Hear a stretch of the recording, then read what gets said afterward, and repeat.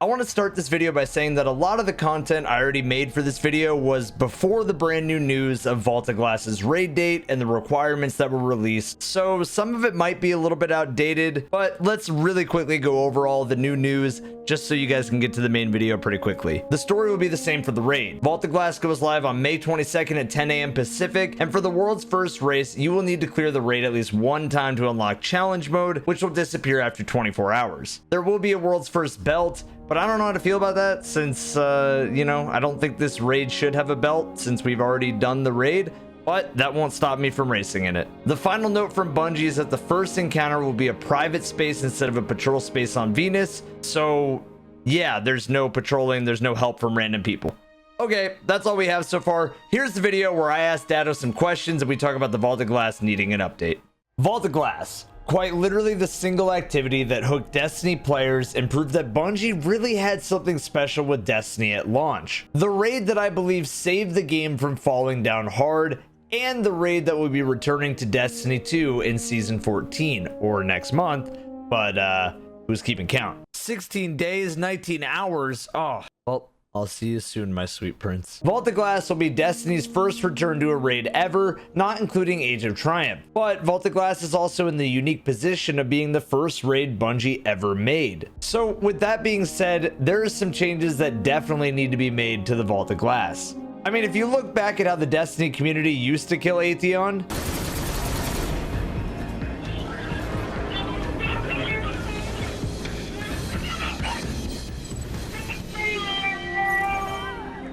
and what we use to kill bosses now,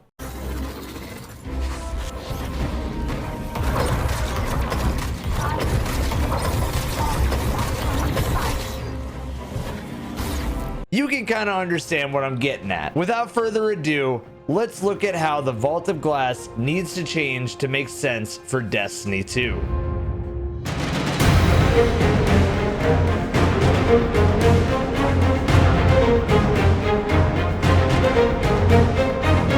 Some footage in this video is from players around the community. Their links will be in the description of this video, as well as the music too. Hey guys, I just want to say a huge thank you for what's soon to be 200,000 subscribers on YouTube. I have no clue how to celebrate such a huge milestone, but just thank you guys. Seriously, it's been a journey and we're at the very beginning, so there's a lot more to come. So if you have any ideas, just drop me a comment on what we should do.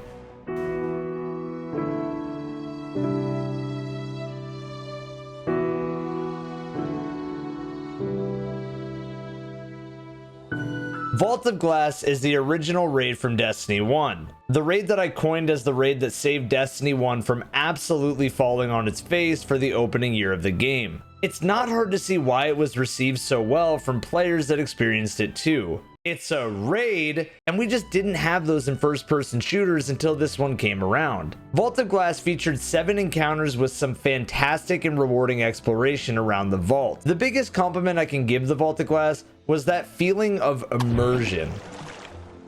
The raid had players entering a landmass inside of the depths of Venus with the impending door placed in the middle of a patrol space.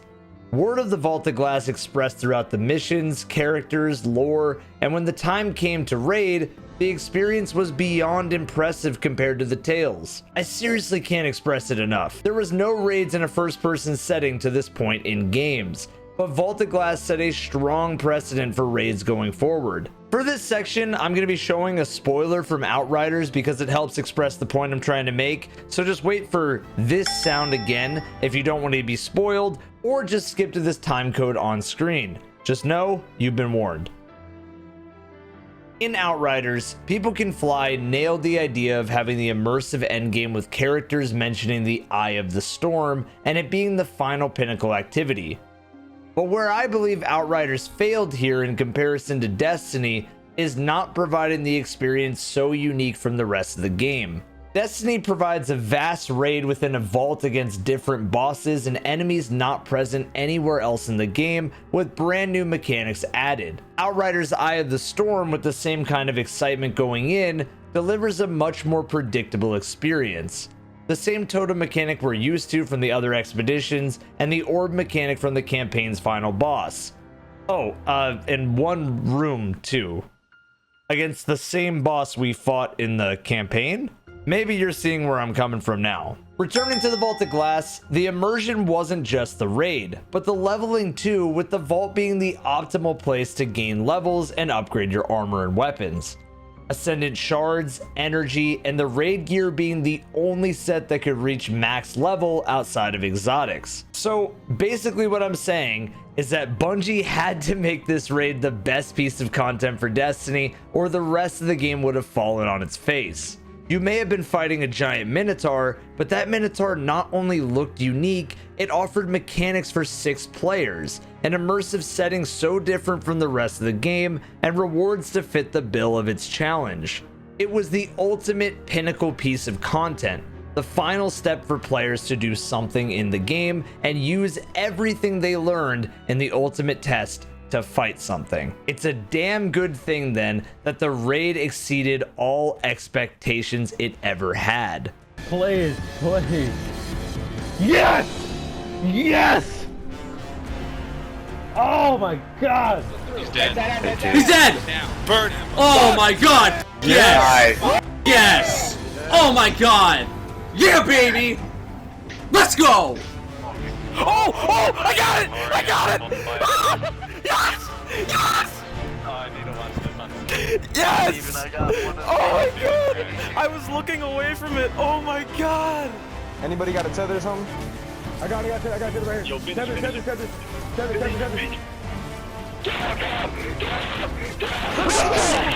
Let's go, boy. Let's go.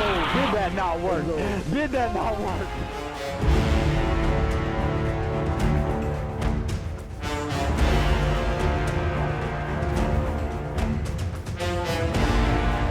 Vault of Glass may have been immensely successful in providing an amazing endgame experience and provided the ultimate test of your builds against the game's hardest bosses. That being said, this raid would get absolutely rolled by the player base today. I'm sure you can imagine at least a few places where the raid would get beaten pretty badly into the ground, and I can too. I talked to Datto about how the Vault of Glass sucks. This is the part of the video where nobody can be mad at me for my opinion. Instead, they can be mad at Datto. I'm sorry, buddy. When I talked to Datto about this, the biggest thing we both felt needed to change going forward was the Vault of Glass to not lose its identity, but to swap up some parts of each encounter. Hear me out. This raid, it isn't going to change a lot, and we already know this from Joe Grout's article of Polygon, where he describes Vault of Glass as what you're seeing on screen. So if Vault of Glass is going to be similar, let's talk about some of the major standout points.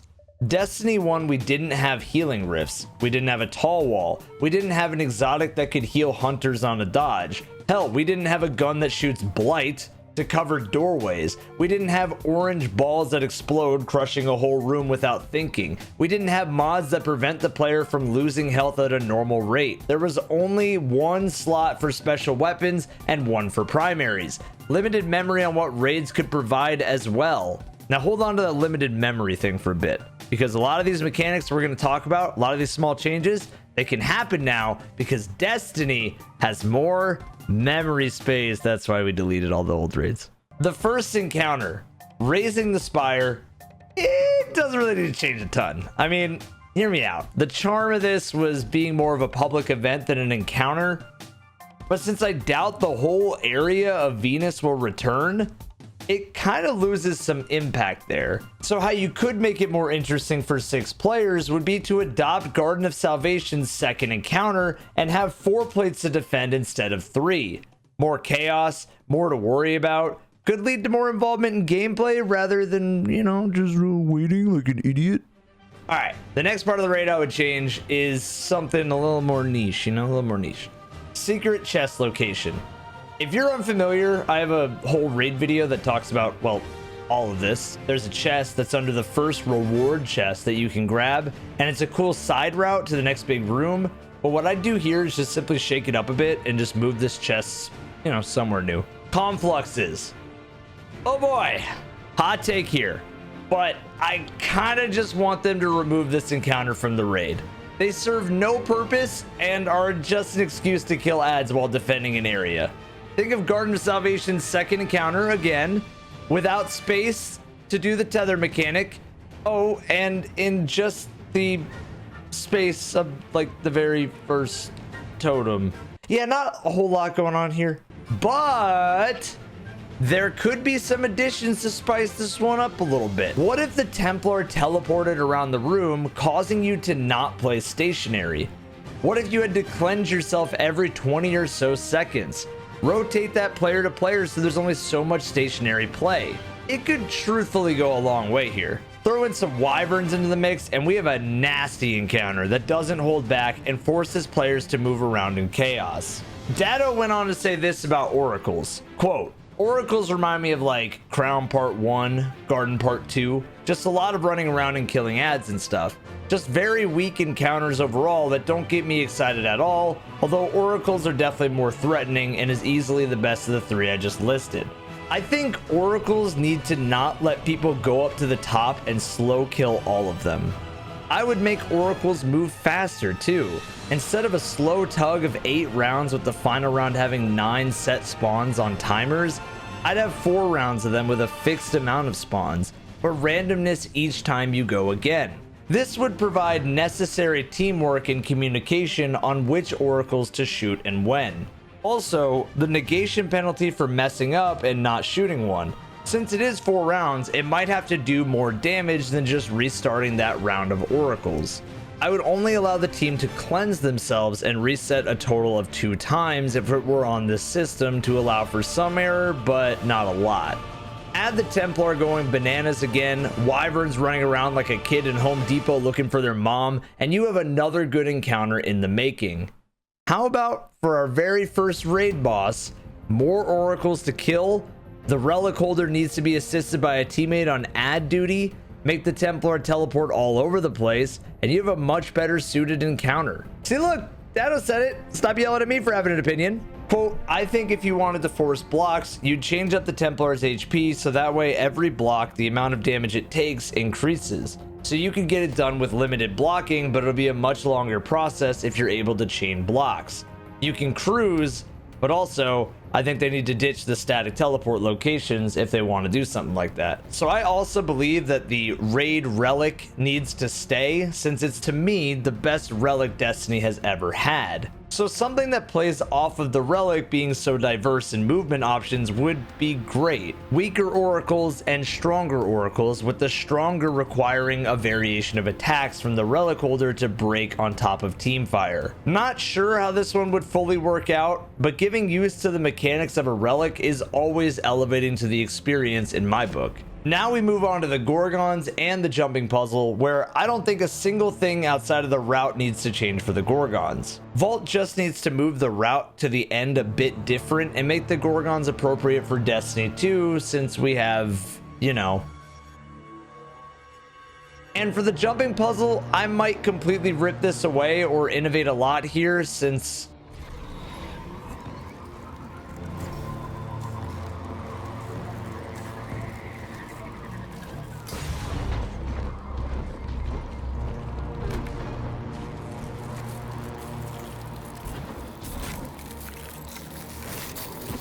but then again, this part isn't really meant to be a whole lot anyways, just a build up to another encounter, so maybe just, I don't know, whatever. One thing Datto and I fought to the death about, aka had a small disagreement, well, it's more like Datto being okay with something, well, I just wanted a tad bit more, in 2021, was on Atheon Part 1 needing a change. Stupid Datto said that Atheon Part 1, actually, he doesn't mind it too much, but he would like to see more simultaneous coordination type mechanics. How could you say that, Datto?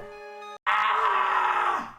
Listen, my fellow gamer, this encounter, I think, actually could use a little bit of love, since it's over in like 2 minutes max. All that would need to happen would be some sort of boss health per keeper, a faster influx of minotaurs, and a swapping of roles on sides. So instead of teams rushing to one side to grab a relic, it's swapping out of those teams, chunking the boss, and having to run back for a cleanse from the relic holder remaining in the room.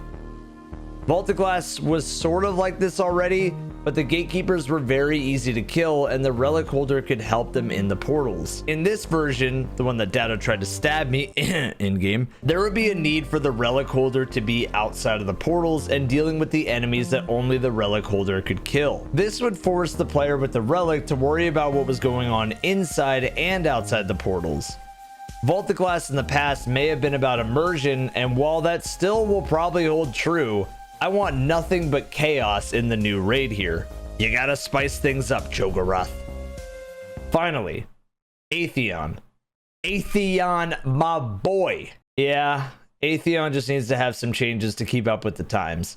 Atheon had 3 players teleport to a side at random and clear oracles and adds with the relic to keep their eyesight intact, but the other 3 just chill with some harpies. Yeah, Atheon needs to have all 6 players doing something here to spice it up a little bit. Oh, and just so you know, Datto and I agreed on the same thing here, so I'd say we're pretty much on good terms. Not only thinking that there needs to be some sort of mechanic for these players to be doing, I think all 6 players need to be teleported to a side at random with no predictability on which teammate goes where, spicing up the encounter and allowing for more chaos. With wyverns to kill in the rooms, oracles to slay out on, and of course 2 relics inside, and of course 2 relics instead of 1 to worry about. I would even love if Bungie innovated the relic here and made one a shield and the other a sword. The sword relic being Vex themed with an emphasis on leading the charge. The shield relic more of a passive style. They would disappear after leaving the portals and the player would have a window to take out Atheon for a kill. Time's Vengeance would need to change a bit here too, or you'd have the Titans with the chest piece just smashing Atheon into the ground with ease. But I would just say make Time's Vengeance reload all stowed weapons and give ammo or something. Oh, rewards? Yeah, just bring it all back. Make the energy weapons all primaries so we can have Art Fatebringer. Make sure Firefly is really here. Give me the Age of Triumph armor, a new spin on Mythoclast, but still kind of busted fun. And above all else, Cho'Garoth, make sure Chatterwhite is back, or you're done a Roth. All right, everyone, that's the video. Ja, sauber, sauber. Yeah. Ja, boy. Sauber. Vex, Vex, Vex, Vex, Vex, Vex. Vex, Never. Ich hab die Vex bekommen. Ja, leck mich am Arsch. Kann sein, dass sie im Postfach ist bei mir. Armor, come on. Armor, let's go. No way! 12! Dude, 12 Gallahorns. 12 Gallahorns I've gotten. You got Galley. You just got the Galley yet. No. Look, yeah. Yes. Hold on. Hey, chill out, dude. Inspect me right now. Yeah. Alright. Get back. Can't block it. Dude, I feel so bad, man. 12? I got this bag. Come right here. Let's get him. Everything you got at him. 5 seconds. 5 seconds. Hold it down. Hold it down. We got this. Hold this down. Hold this down. Good. Good. On 4 rotations. Good. Yes, I finally got it. Finally got it. What'd you get? What'd you get? Yes, so did I. About time, dude. I've been wanting that gun forever. Forever.